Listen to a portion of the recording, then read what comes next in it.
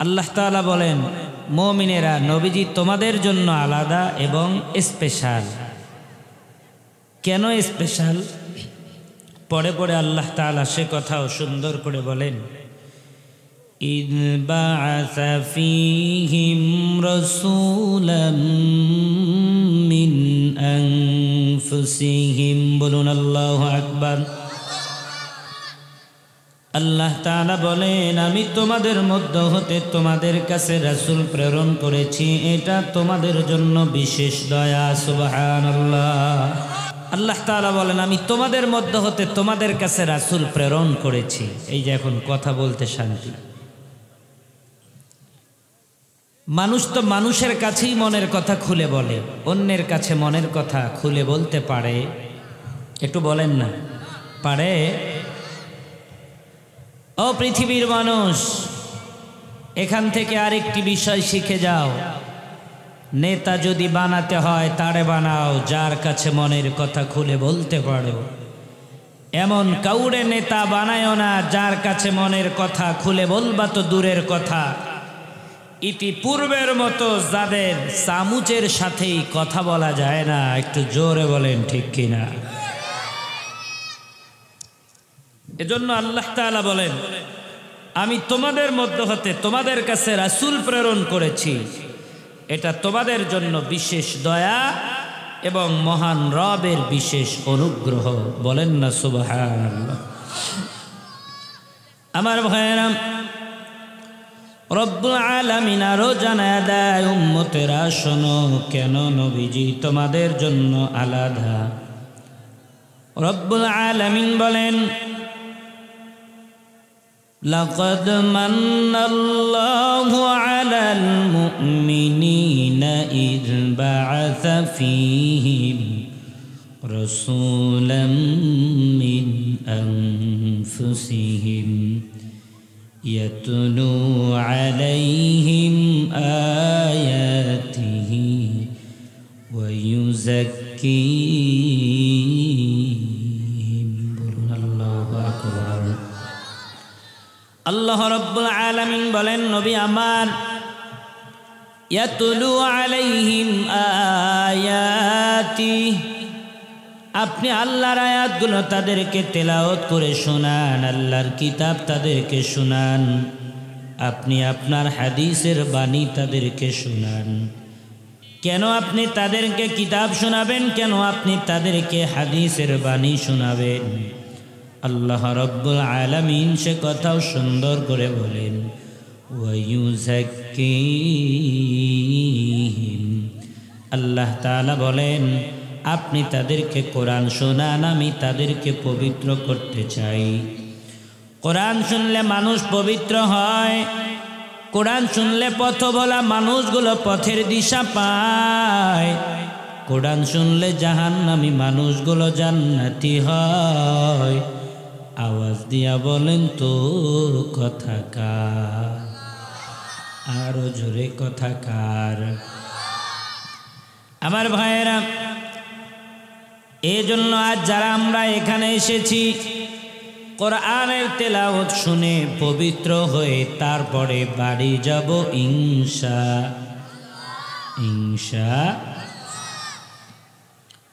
রব্বুল আলামিন আরো বলেন নবী আমার কেন কোরআন শুনলে মানুষ পবিত্র হয়? কোরআন শুনলে মানুষ পবিত্র হবে এ কারণেই কোরআনুল কারীমকে রব্বুল আলামিন তো এ কারণেই জমিনের ভিতরে আপনার মাধ্যমে পাঠিয়েছেন। তাই তো জমিনের ভিতরে যারা নাকি ছিল কোরআনের দুশ্মন, ইসলামের দুশ্মন, এরা কোরআন ভালোবাসে না, কোরআনের মাহফিল ভালোবাসে না। কারণ তারা জানে বাংলার মানুষ যদি কোরআন শুনে হয়ে যায় মহাপবিত্র, তাদের রাজত্ব বাংলার জমিনে চলবে না। এই জন্য তারা বলে জমিনের ভিতরে পারমিশন যারা কোরআনের মাহফিল হবে না। আওয়াজ দিয়া বলেন তো এখন কি মাহফিলের জন্য কোনো পারমিশন লাগে? একটু জোরে বলেন লাগে? স্পষ্ট কথা, তা কিয়ামত পর্যন্ত আল্লাহর জমিনে কোরআনের মাহফিল চলছে, চলবে। আবারও যদি কেউ পারমিশনের কথা বলে, হাতের যে আঙ্গুল দিয়ে কলম ধরতে চায়, বাংলার তাওহীদি জনতা তার ওই হাত টেনে ছিঁড়ে কুকুরকে নাস্তা করাবে, ঠিক কিনা? কারণ বলেন তো, জমিন কার? আরো জোরে আওয়াজ দিয়ে বলেন, জমিন কার? কোরআন কার? জমিনে কথা চলছে এবং চলবে কার? বাধা দেওয়ার ক্ষমতা কারো আছে? আমার ভাইয়েরা, রব্বুল আলামিন আরো জানায়া দেন, ও পয়গম্বর, আপনি তো তাদেরকে কোরআন শোনাবেন, শুধু কোরআনের তেলাওয়াত আপনি তাদেরকে শোনাবেনই না, বরং আল্লাহ তাআলা বলেন ওয়ায়ুআল্লিমুহুমুল কিতাবা ওয়াল হিকমা। নবী আমার, আপনি তাদেরকে কিতাবে শিক্ষা দেন, আপনি তাদেরকে হিকমত শিক্ষা দেন, আপনি তাদেরকে কোরআনের জ্ঞান শেখান, আপনি তাদেরকে ইলমও শিখান, হিলমও শিখান। শুধু জ্ঞান অর্জন করলেই হয় না, বরং জ্ঞানের সাথে সাথে আমলও জানতে হয়, আমলও করতে হয়, আদব কায়দাও শিখতে হয়, ইলমও শিখতে হয়, হিলমও শিখতে হয়। কারণ বান্দা যত ইলম থাকুক না কেন, যার ভিতরে আমল নাই, ওই ইলম ওয়ালার মহান রবের কাছে কোনো দাম। জোরে বলেন। আমার ভাইয়েরা, এজন্য আল্লাহ তাআলা বলেন, নবী আমার, আপনি তাদেরকে ইলমও শিখান, হিলমও শিখান। এজন্য আমার অত্র অঞ্চলের বাবারা বলেন তো, নিজের সন্তানাদিদেরকে মাদ্রাসায় পড়ানোর দরকার আছে না নাই? আরো জোরে বলেন, আছে না নাই? রব্বুল আলামিন আরো জানায়া দেয়, নবী আমার, কেন আপনি তাদেরকে ইলম শিখাবেন, কেন আপনি তাদেরকে ইলমও শিখাবেন? আল্লাহ তাআলা বলেন ওয়া ইন কানু মিন ক্বাবলু লাফি দালালিম মুবিন। আল্লাহ তাআলা বলেন, তারা তো ছিল পথভ্রষ্ট, তারা তো ছিল গোমরা। ওই গোমরা মানুষগুলোর কাছে আপনি আল্লাহর আয়াতগুলো তেলাওয়াত করে শোনান। কেমন গোমরা ছিল ওই জামানার মানুষগুলো, যাদের কাছে কোরআন ছিল না, যাদের কাছে নবীর হাদিস ছিল না, যাদের কাছে আল্লাহ এবং আল্লাহর রাসূলের পরিচয় ছিল না। ওই মানুষগুলো কেমন গোমরা ছিল তাকাও। আপন পিতা হইয়া কলিজার টুকরা সন্তানগুলোরে তারা জীবিত জমিনের ভিতরে দাফন করেছিল, ঠিক কিনা? জোরে কন। কন্যা সন্তানগুলারে তারা অপমানজনক মনে করে সন্তানগুলোরে আপন বাবা হইয়া নিজে গর্ত খনন করে দাফন করে দেয়। কন্যাগুলো ডেকে ডেকে বলে, বাবা তুমি কার জন্য গর্ত খনন করছো? বাবা কথা বলে না। বাবার কষ্ট দেখে সন্তান বাবার চেহারার ঘাম নিজ হাতে মুছে দেয়। আর ওই গর্ত খনন করা যখন শেষ হয়ে যায়, জালেম পিতাগুলো কলিজার টুকরা সন্তানগুলোরে টেনে হেঁচড়ে গর্তের ভিতরে ফেলাইয়া দেয়। কন্যাগুলা ডেকে ডেকে বলে, বাবা কি অপরাধ আমার বলো। ও বাবা, তুমি যদি চাও জিন্দেগিতে কোনোদিন আমি তোমার সামনে আর তোমার সন্তানের পরিচয় নিয়ে যাব না, তুমি যদি চাও কোনোদিন তোমার কাছে আর পোশাকের দাবি নিয়ে যাব না, ও বাবা তুমি যদি চাও কোনোদিন তোমার কাছে আমি আর খাবারের দাবি নিয়ে যাব না, বাবা তুমি এর পরেও আমারে হত্যা করিও না। ও বাবা তুমি যদি চাও যা ইচ্ছে তাই শাস্তি দাও, কিন্তু হত্যা করিও না। এলাকার মানুষ যদি আমারে হত্যা করত কোনো দুঃখ নাই, আর তুমি পিতা হইয়া যখন আমারে জীবিত জমিনের ভিতরে দাফন করো, এই কষ্ট সহ্য করার মতো ক্ষমতা তোমার কন্যার নাই। এরপরে ওই জালেম পিতাগুলো বোঝে না, কলিজার টুকরা সন্তানগুলোরে টেনে হেঁচড়ে গর্তের ভিতরে ফেলে দেয়। ও পর্দার অন্তরালের মা মাগো, কোরআন আছে জন্যই তুমি মা, আজকে এত দামি মা। কোরআনের কারণেই তুমি মা, অপরের মা, অপরের বোন, অপরের স্ত্রী। কোরআন যদি জমিনের ভিতরে না থাকতো, তুমি মা জমিনের ভিতরে থাকতা না। ও আমার নওজোয়ান যুবক, আল্লাহর গোলাম ও বৃদ্ধ বাবা, আর যদি মায়েরা জমিনের ভিতরে না থাকতো, বলেন তো আপনি আমি জমিনের চেহারা দেখতে পারতাম? আরো জোরে বলেন। পৃথিবীতে নারী জাতিকে ইসলাম যতটা সম্মান দান করেছে, আর কোনো ধর্ম এত সম্মান নারী জাতিকে দেয়নি। ইসলাম যতটা সম্মান নারী জাতিকে পৃথিবীতে দান করেছে, আর কোনো ধর্ম এত সম্মানের অধিকারী নারী জাতিকে করেনি। এরপরে অনেক মায়েরা বলে ইসলাম নাকি তাদেরকে ঠগিয়েছে, কোরআন নাকি তাদেরকে ঠগিয়েছে। তারা দলিল দেয় পুরুষরা বাবার বাড়িতে জায়গা জমি বেশি পায় আর নারীরা কম পায়, অথচ তারা চিন্তা করে না একজন নারী যেমন বাবার বাড়িতেও জমি পায়, শ্বশুর বাড়িতেও শ্বশুরের ভাগ থাকলে বলেন পায় না না পায়? একটু জোরে বলেন। অথচ একজন পুরুষ বাবার বাড়িতে জায়গা জমি যদি নাও পায়, শ্বশুর বাড়িতে যদি অঢেল সম্পত্তিও থাকে শ্বশুরের, তারপরেও বলেন তো জামাই কোনো দিন শ্বশুর বাড়িতে গিয়া শ্বশুরের জমির ভাগ পায়? জোরে বলেন। একজন নারীর যতদিন বিবাহ শাদী হয়নি, তার বাবার জিম্মায় তার দায়িত্ব রয়ে যায়। বিবাহ শাদী যখন হয়ে যায়, ওই স্বামীর উপরে তার দায়িত্ব চলে যায়। স্বামী যদি মারা যায় কিংবা ডিভোর্সি নারী হয়ে যদি সে আবার বাড়ি ফিরে যায়, পুনরায় তার বাবার উপরে তার দায়িত্ব চলে যায়। বাবা যদি মারা যায়, আপন বড় ভাই থাকলে বড় ভাইয়ের উপরে দায়িত্ব চলে যায়। কিন্তু বাবা বলেন তো, একজন পুরুষের ব্যাপারে এত দায়িত্বের ঘোষণা কি পাওয়া যায়? জোরে বলেন, পাওয়া যায়? এরপরেও নারীরা বলে ইসলাম নাকি তাদেরকে ঠগিয়েছে। ও পর্দার অন্তরালের মা, তোমাদের জন্য দুনিয়াও যেমন সহজ, জান্নাত তোমাদের জন্য বড় সহজ। নবীজি সাল্লাল্লাহু আলাইহি ওয়াসাল্লাম হাদিসের ভিতরে বলেছেন, কোন নারী যদি কয়েকটা কাজ করে, আল্লাহর জান্নাতের সব দরজা ওই নারীর জন্য অপেক্ষা করে। সুবহানাল্লাহ। এক নাম্বার, আলমার আতু ইদা সাল্লাত খামসাহা, যেই মহিলা পাঁচগানা নামাজ পড়বে। দুই নাম্বার, ওয়াসামাত শাহরাহা, রমজান মাসের রোজা রাখবে, রোজা। তিন নাম্বার, ওয়া আহসানাত ফারজাহা, লজ্জা স্থানের হেফাজত করবে। চার নাম্বার, নবী আমার বলেন ওয়া আতাআত বালাহা, শ্বশুর শাশুড়ি আর স্বামীর খেদমত করবে।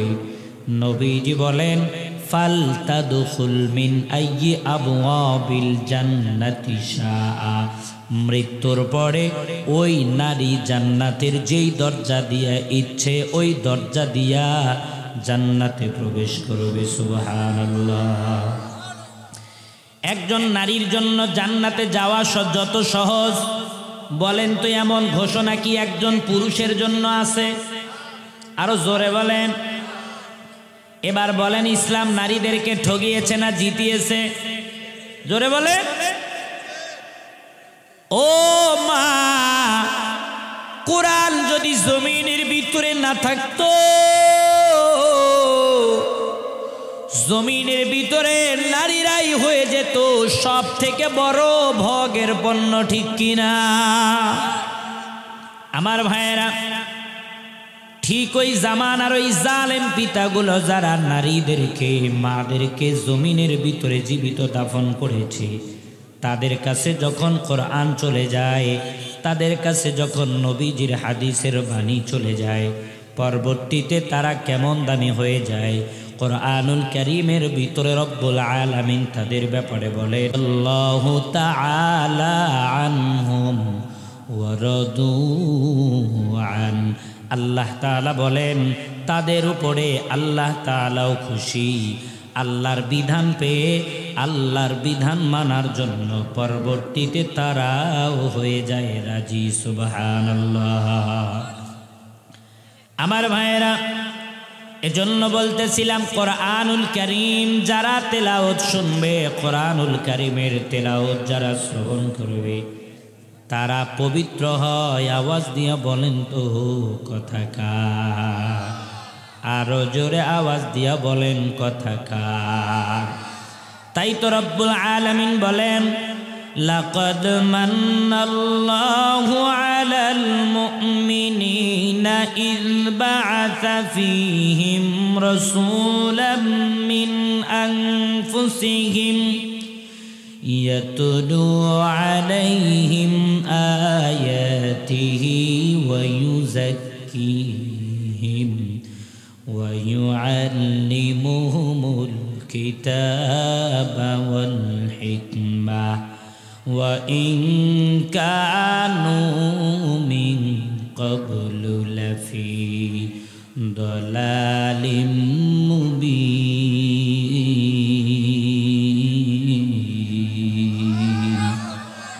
مبين كلام زندہ قرآن حکیم حکمت لا يزال ستقدم جميع العلم في القرآن حكيم تكسرت عنه أفهام الرجال قليل العمرنا في دار دنيا ومرجعنا إلى بيت التراب বলেন মারহাবা। আর জোরে বলেন মারহাবা। আমার ভাইয়েরা বলতেছিলাম নবীজি সবার জন্য রহমত, তবে মুমিনদের জন্য আলাদা। কেমন সবার জন্য রহমত? নবী আমার কোরআনুল কারীমের ভিতরে প্রথম নাম্বার সূরা, যেই সূরা আমরা ফজরে তেলাওয়াত করি, জোহর আসর মাগরিব ইশার নামাজের ভিতরে তেলাওয়াত করি, ওই সূরার ভিতরে রব্বুল আলামিন সুন্দর করে জানায়া দেন তার কথা। যারা তেলাওয়াত করতে জানেন আমার সাথে নেকির উদ্দেশ্যে তেলাওয়াত করেন আলহামদুলিল্লাহি রাব্বিল আলামিন। বলুন আল্লাহু আকবার। রব্বুল আলামিন বলেন সমস্ত প্রশংসা তার, লিল্লাহি রাব্বিল আলামিন, যিনি হলেন জগৎ সমূহের রব, জগৎ সমূহের প্রতিপালক। আলম হলো এক বচন, আলামিন হলো বহু বচন।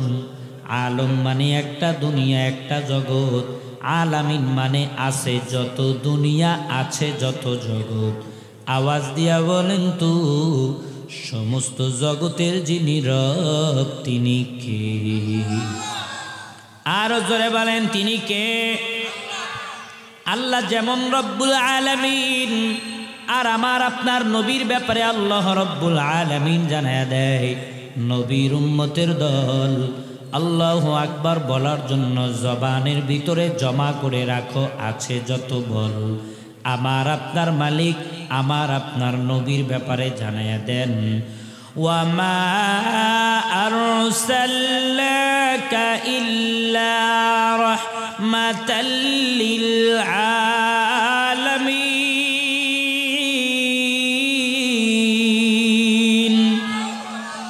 जहाँ तक है रुबूबियत खुदा का वहाँ तक है नबूवत मुस्तफ़ा का। शुद वजूदाश रहमतल लिल आलमीन मस्जिदे उशुद हमारो ये ज़मीन। बोलुन मरहबा। আল্লাহ যেমন রব্বুল আলামিন, আর আমার আপনার নবীর ব্যাপারে আল্লাহ তাআলা জানায়া দেয় নবী আমার হলেন রহমাতুল লিল আলামিন। আল্লাহ যেমন জগৎ সমূহের জন্য রব, নবী আমার হলেন জগৎ সমূহের জন্য রহমত। নবী আমার এই জগতেও রহমত, পর জগতেও রহমত।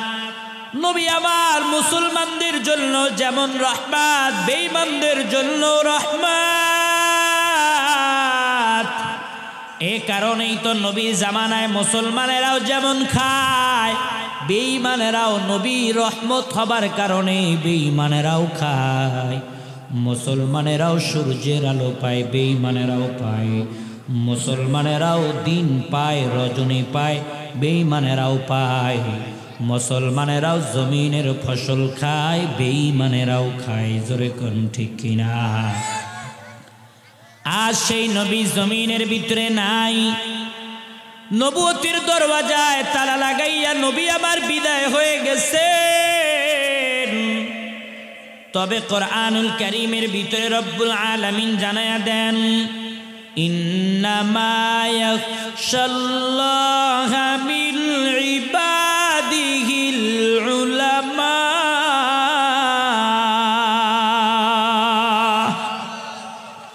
আল্লাহ বলেন ধরার ভিতরে যারা আলেম তারা হলো আল্লাহ তাআলাকে ভয় করে।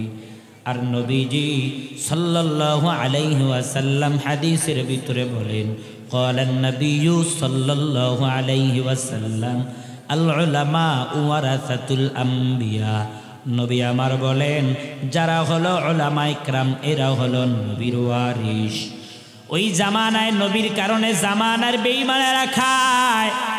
আজ নবী নাই, নবীর ওয়ারিস উলামা ইকরাম, হাফেজ কোরআন, আলেম, মসজিদের ইমাম, মাদ্রাসার ছাত্রদের কারণে জামানার মুসলমানেরাও যেমন খায়, হিন্দু, খ্রিস্টান, বৌদ্ধ, নাসারা, বেঈমানেরাও খায়। ঠিক কিনা? মুসলমানেরা নামাজ না পড়েও খায়, আর হিন্দুরা নামাজ না পড়েও খায়। মুসলমানেরা আল্লাহ মেনেও খায়, আর বেঈমানেরা আল্লাহ না মেনেও খায়। কারণ কি? কারণ হলো নবী আমার জমিনের সবার জন্য রহমত। কথাকার আরো জোরে বলেন কথাকার। আছে না অনেকেই নামাজ পড়েও খায়, আবার অনেকেই নামাজ না পড়েও তার থেকে আরো ভালো খায়। কথা কয় না? এমন মানুষ নাই? অনেকের মনে প্রশ্ন জাগে, হুজুর আমরা এত আল্লাহ বিল্লাহ করি, তারপরেও তো দেখি বাংলাদেশের শতকরা 99% টাকাওয়ালা স্বর্ণের দোকান হলো হিন্দু। কথা কয় না? একটু জোরে গান আমার ভাইয়েরা। কারণ হলো নবী আমার সবার জন্য রহমত। তবে এটা তো ওই নবীর জামানার কাফেরেরা বিশ্বাস করেছিল যে নবীজির কারণে জামানার বেঈমানেরা খেয়েছে। ওই জামানার কাফেরেরা এটা বিশ্বাস করেছে যে কারণে নবীজি সাল্লাল্লাহু আলাইহি ওয়াসাল্লামকে আল আমিন উপাধি দিয়েছে। ঠিক কিনা? ওই জামানার কাফেরেরা এটা বিশ্বাস করেছে, কারণে নবীজিকে আল আমিন উপাধি দিয়েছে।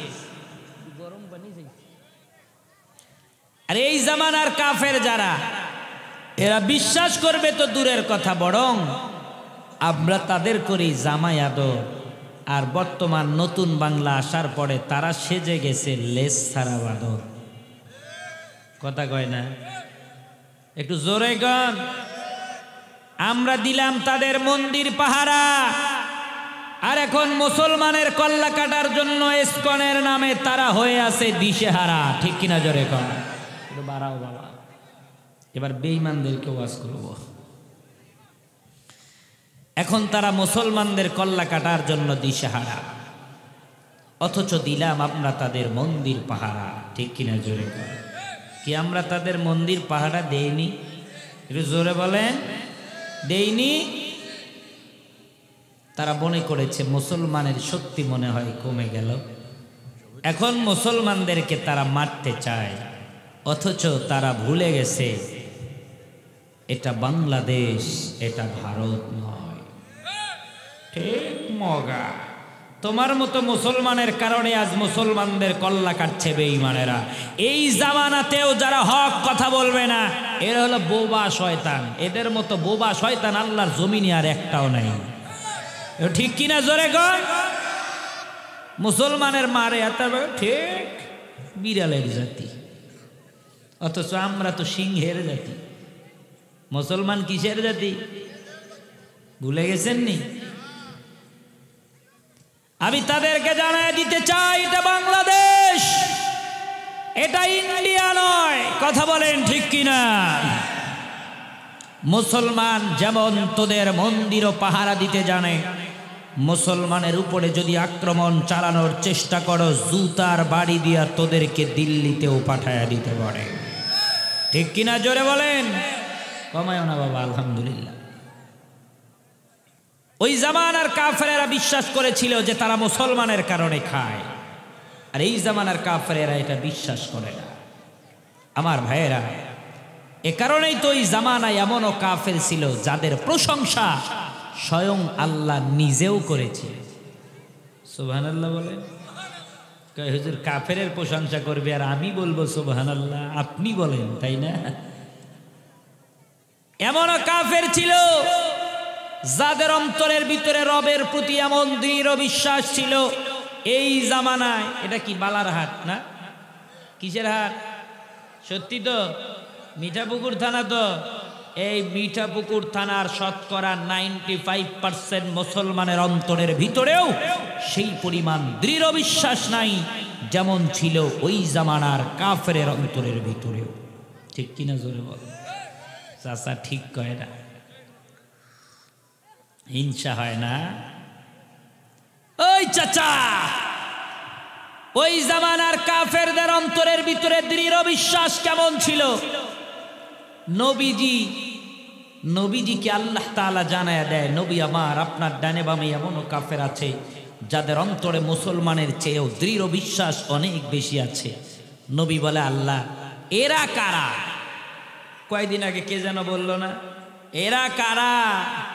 কোথা থেকে? এরা জানে না রে, কোথা থেকে এলো এরা? বলেনি, কেউ বলেনি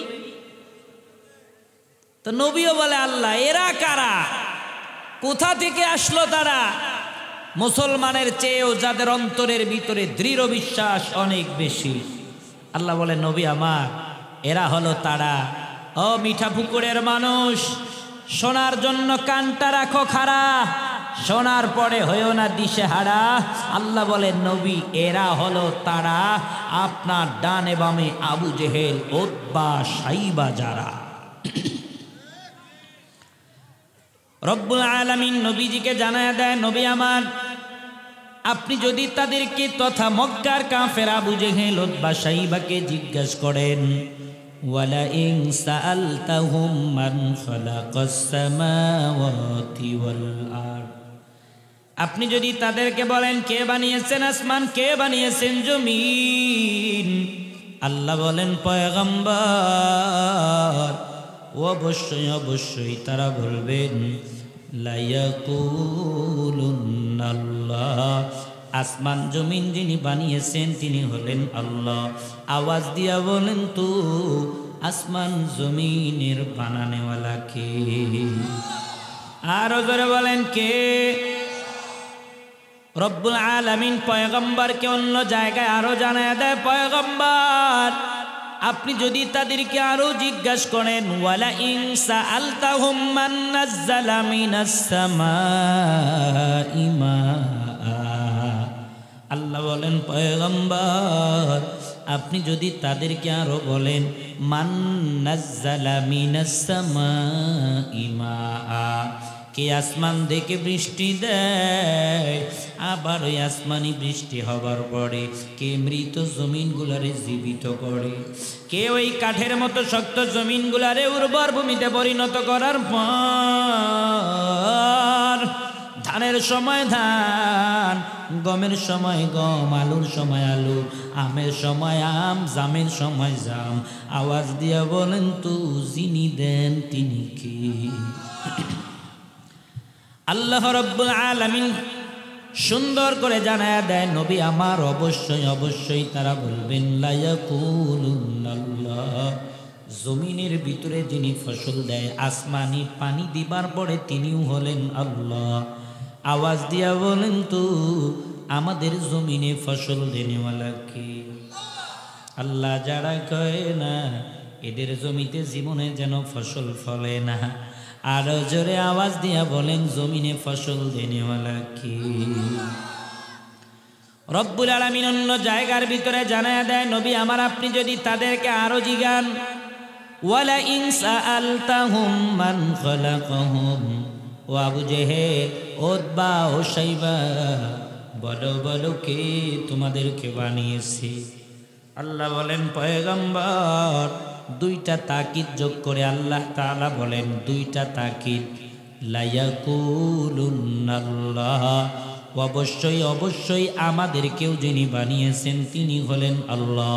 ও মিঠা পুকুরের মানুষ আওয়াজ দিয়া বলেন তো আমাদের বানানেওয়ালা কে? আরো জোরে চিল্লায় বলেন আমাদের বানানেওয়ালা কে? বলেন আমাদের মরণ দেনেওয়ালাও কে? আল্লাহ যারা কয় না মাহফিল থেকে যেন বাড়ি যেতে পায় না, আজরাইল আইসা যেন বলে আমার সাথে দে রাওয়ানা। আরো জোরে আওয়াজ দিয়া বলেন আমাদের বানানেওয়ালা কে?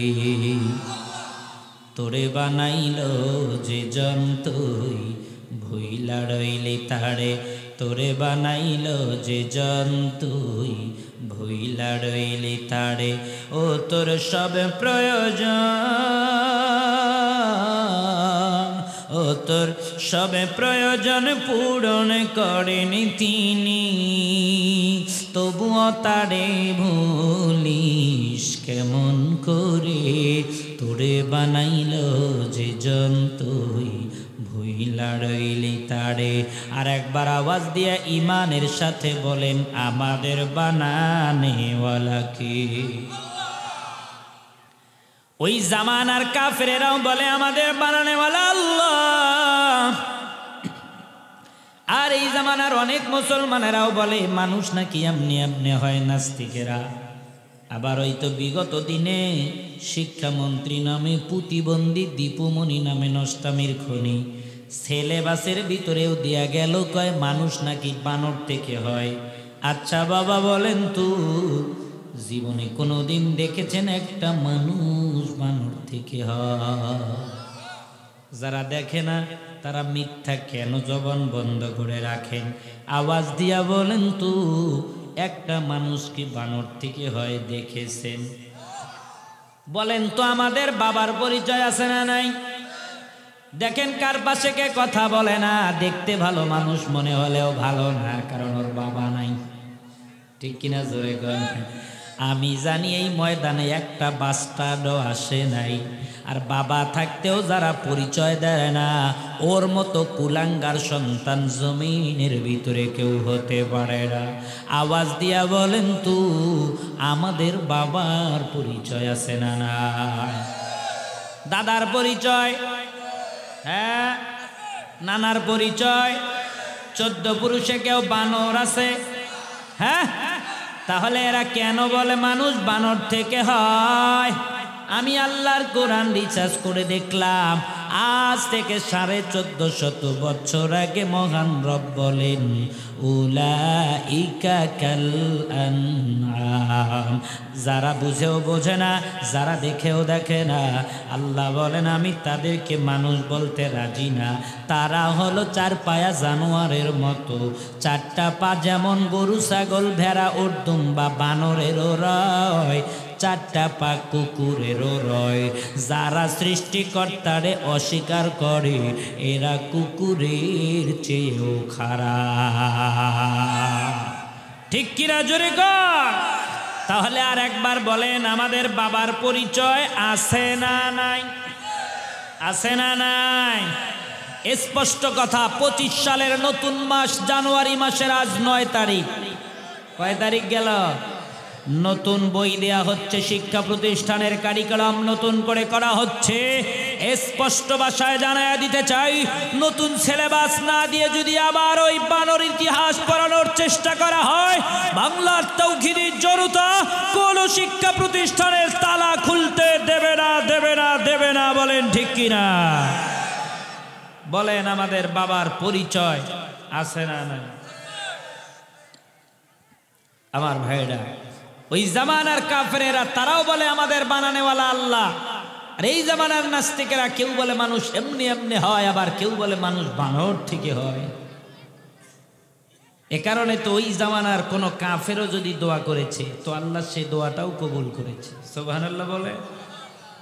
এই যে চাচায় সুবহানাল্লাহ কয় না, কাফেরের দোয়া কবুল হবে আর মুসলমানের সুবহানাল্লাহ কবে? এই চাচা, ওই জামানার কাফের দোয়া করলেও কবুল হয়, আর এই জামানায় আমার মতো নিয়ামুল হক বিপ্লবীরে টাকা দিয়ে এনে দেশি মুরগির রান পিষে খাওয়াইলেও দোয়া কবুল হয় না। কথা কয় না? আর ওই জামানার কাফের দোয়া করলেও কি হয়? কবুল হয়। বদরের যুদ্ধে আবু জেহেল দোয়া করেছিল মহান রবের কাছে, ওগো আল্লাহ, যুদ্ধ তো শুরু হচ্ছে, হোক তো বিজয় যেন তাদের হয় হকের উপরে যারা রয়। আল্লাহ বলে, হোক না আবু জেহেল কাফের, ওর কথাটা আমার বড় পছন্দ হয়, বিজয় যেন তাদের হয় হকের উপরে যারা রয়। এজন্য মুসলমান যদিও কম ৩১৩ জন হয়, এরপরেও বিজয় মুসলমানদেরই হয়। জোরে গো। তার এই বাস্তব প্রমাণ আমার বাংলার জমিনে আমাদের রংপুরের এরশাদ মামা খালা আম্মারে নামাইতে নামাইতে লাঙ্গল নিয়েই কবরে চলে গেল, কিন্তু খালা নামে না। কথা কয় না। আর এক ম্যাডাম মরা মানুষ আইসিইউ থেকে সাদা ধবধবা হয়ে বের হয়ে আসলো কয়েকবার, তারপরেও খালা নামে জানে না। বাঙালি না রোহিঙ্গা? এ জোরে কন, খালা নামে? এ আরো জোরে নামে।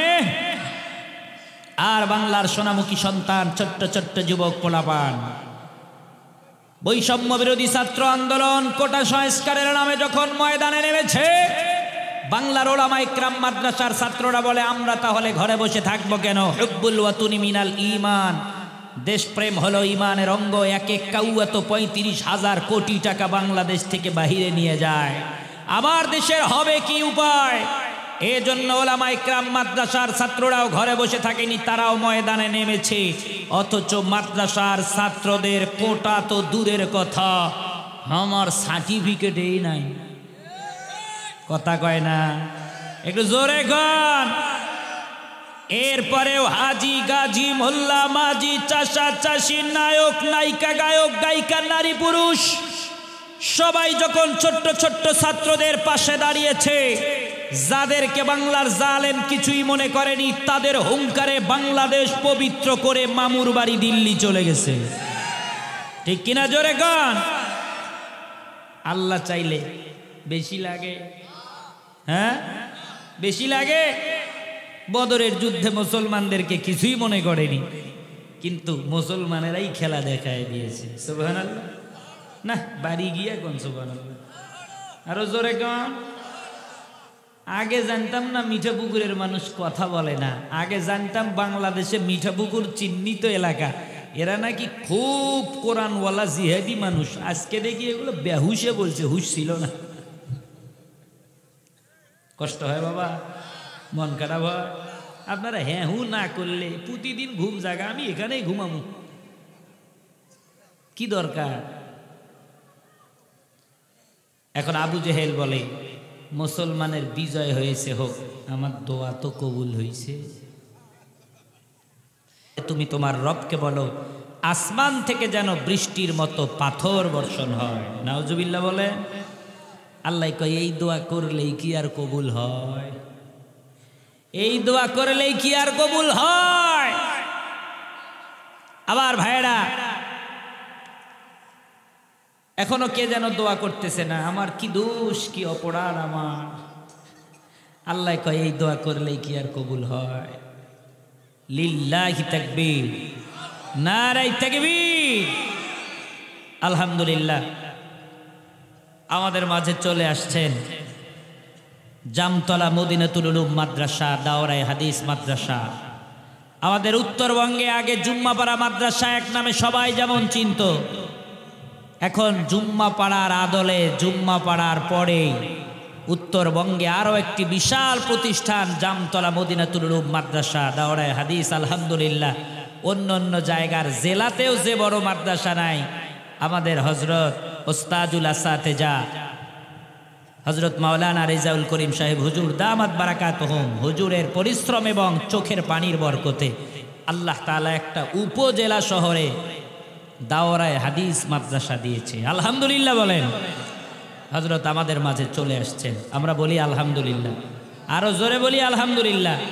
এই মাদ্রাসার কারণে জুম্মাপাড়া মাদ্রাসা থেকে আমাদের হযরতগণ আসতেছেন, বড় বড় ওলামা ইকরামরা আজকে মাদ্রাসা আসতেছেন। আপনারা খুশি না বেজার? খুশি না বেজার?